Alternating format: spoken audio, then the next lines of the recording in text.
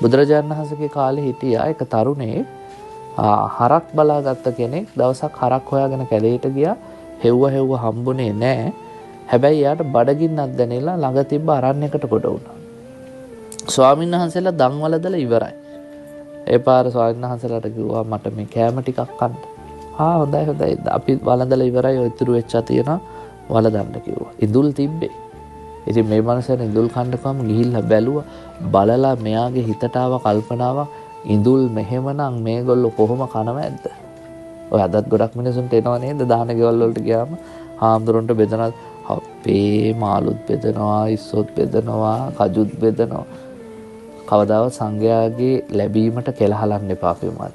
ඔයත් ධර්මයේ දන්නවනම් කවදාවත් කෙලහලන්න. මොකද මිනිස්සු දානේ ආනිසංස දන්නකොට තමන් සතු සියලු දේ දෙන්නයි බලන්නේ.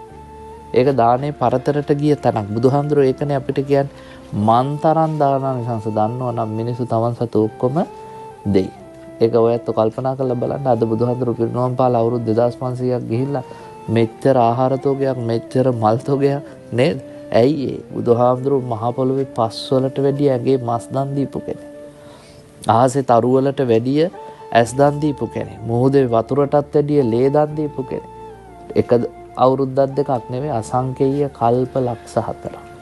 එසා මේ මනුස්සයටත් හිතනවා ඉඳුල් මෙහෙමනම් කොහොමද කනවද? මාත් මහන වුණා නම් ෂෝක් කියලා. ඔය අද ගොඩක් තරුණ පරම්පරාවේ දානවා Facebook එක. තෝරමාලු කෑල්ලක් කන්න නම් මහන වෙන්න ඕනේ කියලා. සංගලාභයට කෙලහන මෝඩකම. අපි ඒවා බොහෝම මේ අනුකම්පාවෙන් දකින්නේ. වෛරයක් නැහැ.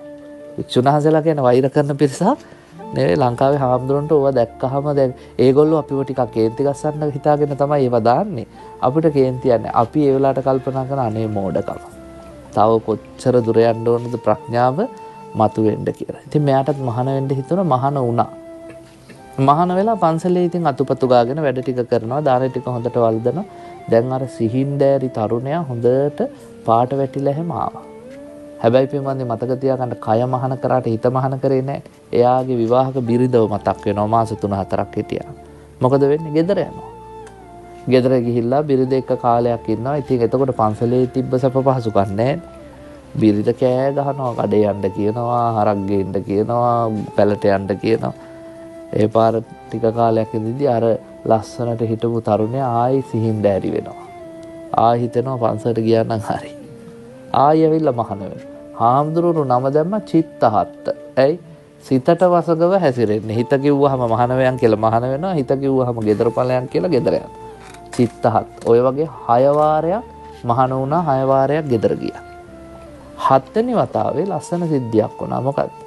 එයා හේනේ ඉඳලා ගෙදර එද්දි යාගේ බිරිඳ එතකොට ගැබිනියක්. ගැබිනි බිරිඳ ගබඩාවේ නිදාගෙන ඉන්නවා. චීත්තේ ගැලවිලා නිර්වස්ත්‍රව. කටින් කුණු කෙල පෙරාගෙන ඒකේ අපේ ධම්මපදට්ට කතාවේ නම් කියන්නේ ඌරු දෙනක වගේ ගොරවනවා. සමහරු නිදාගත්තාම හරි අප්‍රසන්න. ඒගොල්ලෝ පිළිගන්නෙම නැහැ ගොරවනවා කියලා. මමත් ඔය සමහර වෙලාවට කියනවා මේ ඔයා හයියෙන් ටිකක් ගොරවනවා කියලා. නෑ මං ගොරවන්නේ නෑ කියලා. ඒ වෙලාවට ඉතින් මං කියනවා රෙකෝඩ් කරලා තමයි පෙන්නන්න වෙන්නේ කියලා නේද?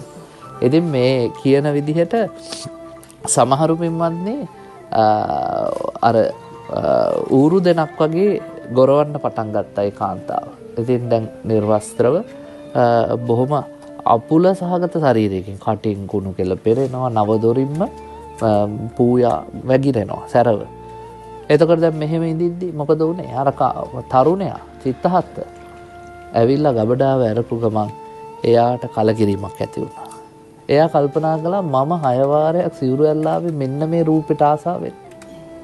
ආයි නම් එන්නෙම නැහැ කියලා අර ගබඩාවේ හංගලා තිබ්බ සිවුර කරට දාගෙන ගියා චිත්තහත් බැහැලා. ඒ පාර නැන්දම්ම කල්පනා කරනවා අපේ බෑන අද ගෙදර ආපු ගමන් හැරිලා ගියානේ අනිත් පැත්තට. ඇවිල්ලා ගබඩාවට ඔළුව දාලා බලපුවම මෙන්න දෝනියන්දා බිම නිර්වස්ත්‍රේ බුදි. ශරීරයේ සියලුම ආකාරයෙන් අපුලක් පෙන්නන.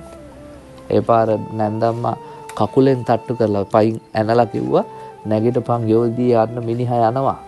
කිව්වහම නැගිටලා කුණු කෙල පෙහෙදගෙන දෝනියන්ද මොකද්ද කිව්වේ? ඕකා ගියාට එයි කිව්වා. දැන් 6 පාරක් නෝම ගියා ආයෙ එනවා කිව්වා. කියලා යන්නේ අනිත් පැත්ත හැල්ලා නිදාගත්තා. හැබැයි චිත්තහත් එදා ගියේ ආයෙ එන්නේ නැහැ කියන සිත කැලේ යනකම්ම යාට පේන්නේ මොකද්ද? අර අපුල ශරීරේ කය මෙච්චර පිළිකුල්ද පිළිකුල වඩ වඩා යද්දී අරන්නේ දොරකොඩට එද්දී සියලු කෙලසුන් නසා රහත් වුණා. ගිහිල්ලා කිව්වා අපි මාව පැවිදි කරන්න.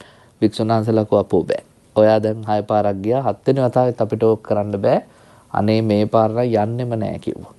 හාමුදුරුවෝත් ඉතින් අනුකම්පා කරලා පැවිදි කළා. මොකද එයා පන්සලේ ඉඳිද්දී අර වතාවත හරියට කරනවා. අතුපතු ගානවා, දානශාලා සුද්ධ කරනවා, වැසිකිලි මදිනවා. ඒ නිසා මෙයා අපිට ප්‍රයෝජනවත් නේ කියලා මහාන කළා.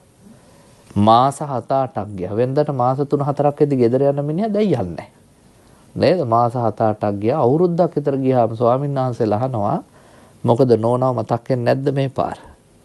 ආයි යන්න හිතෙන්නේ නැද්ද? ඒ පාර කියනවා දැන් ඒවට හේතු සකස් වෙන්නේ නැහැ කිව්වා.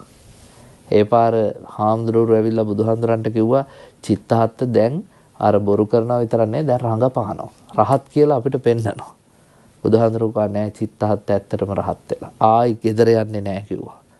ඒ නිසා මතක තියාගන්න මේ ශරීරයේ යථාර්ථය නොදකින තාක්කල් අපි සසරේ හැමදාම අපිටත් එහෙම තමයි පිළිමද ආයි මේකට එන්න හිතෙනවා. ඇයි? මේකේ යථාබෝධය අපි ලබලා නැහැ. එනිසා බුදුහාමුදුරුවෝ කියන කය පිළිබඳව සිහියෙන් ඉන්න.